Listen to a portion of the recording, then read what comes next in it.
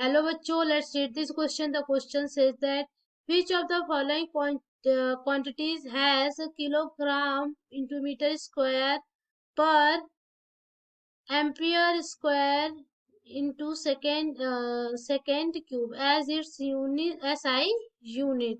तो हमें option given है resistance, inductance, capacitance, magnetic flux.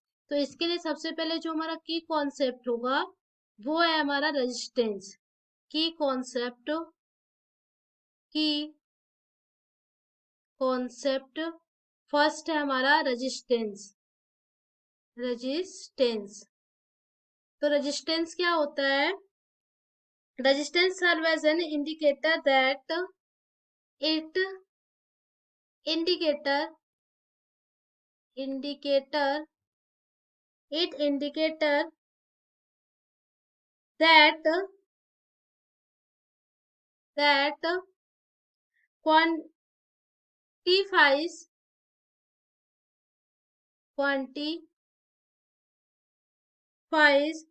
how readily how readily current will flow current will flow current will flow in a circuit in a circuit using ohms as a unit as a unit that's called a resistance unit। तो इसकी जो unit होती है कितनी होती है? ओम होती है। पर यदि हम हीट एनर्जी की बात करें, हीट एनर्जी जो होती है हमारी वो होता है हमारा आई स्क्वायर आर इंटू टी। ये है। तो हम यदि हम यहाँ से निकालें हीट एनर्जी तो आर इज इक्वल टू आ जाएगा हमारे पास हीट एनर्जी को। यदि मैं हीट एनर्जी को मैंने यदि ई लिखा, E heat energy E is equal to आ जाएगा हमारे पास I square R into T. तो यहाँ से हम यहाँ से देख लेते हैं कि जो हमारा एनर्जी है ई, क्योंकि हमको आर का हमें क्या निकालना है, आर की हमें यूनिट निकालनी है कि कितना हो सकता है यहाँ से। तो आर इज इक्वल टू हम लिख सकते हैं, आर इज इक्वल टू लिख सकते हैं हम ई बाय आई स्क्वायर टी। तो जो हमारी एनर्जी है वो होती है जूल एंड आई का हो जाएगा ampere square into time T. Time है हमारा तो इसका यूनिट होता है सेकेंड। तो जूल है तो जूल को हम लिख सकते हैं किलोग्राम इनटू मीटर स्क्वायर पर सेकेंड स्क्वायर। तो ए स्क्वायर एंड एस। तो यहाँ से यदि हम देखें तो आ गया हमारे पास R is equal to kilogram को हम क्या लिख सकते हैं, kilogram metre square into ampere -2 and second -3।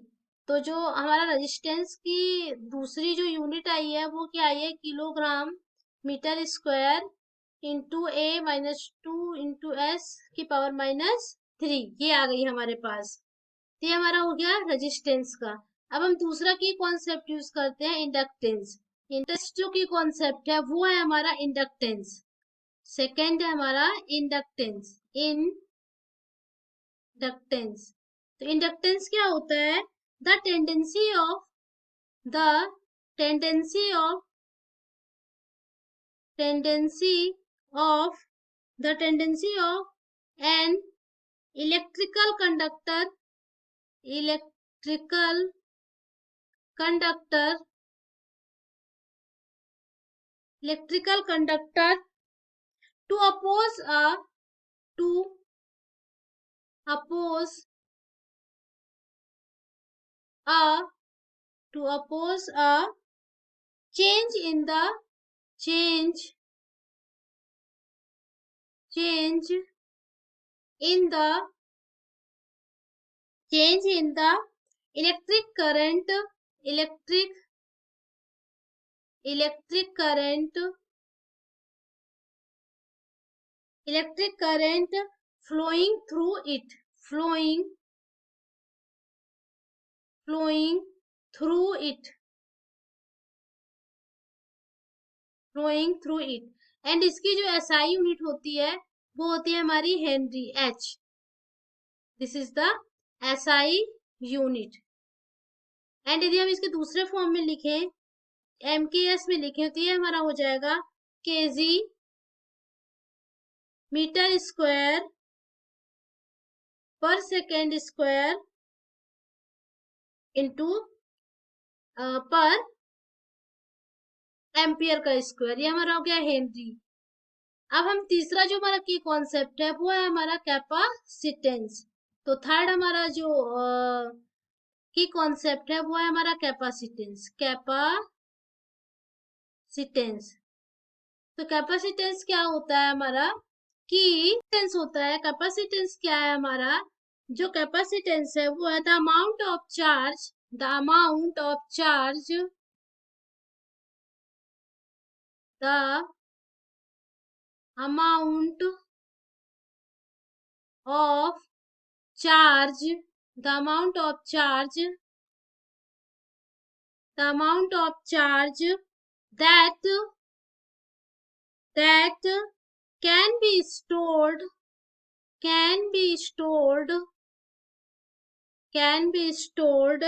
at a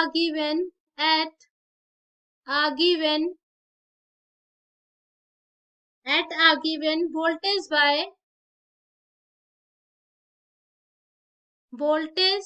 by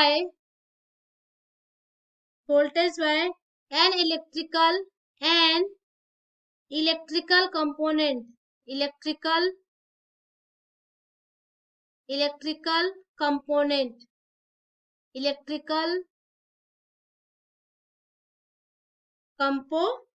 called a capacitance.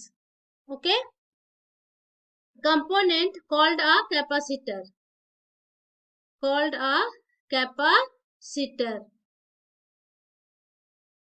तो कैपेसिटेंस की जो हमारी यूनिट होती है वो कितनी होती है, वो होती है हमारी फेरेड होती है. एंड फेरेड को हम लिख सकते हैं किलोग्राम पर मीटर स्क्वायर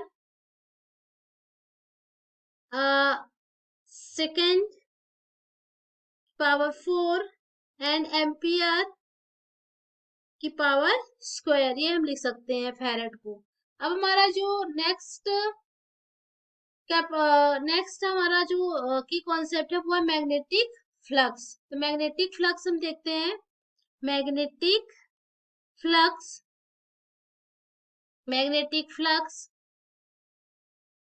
तो मैग्नेटिक फ्लक्स क्या होता है, तो मैग्नेटिक फ्लक्स जो है मैग्नेटिक फ्लक्स होता है वो होता है कि मैग्नेटिक फ्लक्स को हम डिफाइन कर सकते हैं कि this is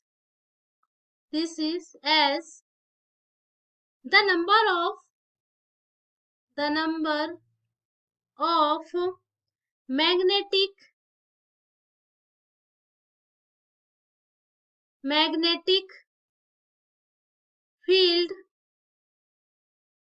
magnetic field lines passing through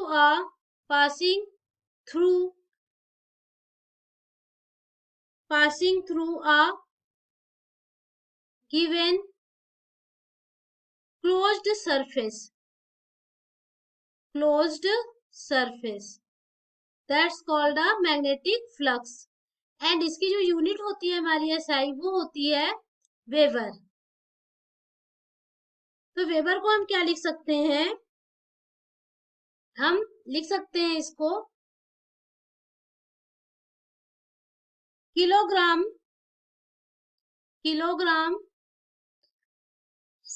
पर second square, second -2 and ampere -1.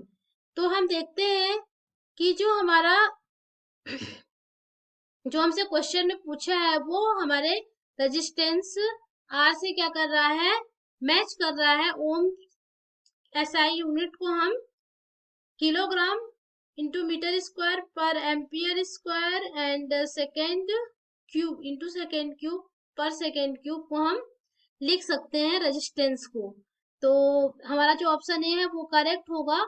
I hope you understood it well. Thank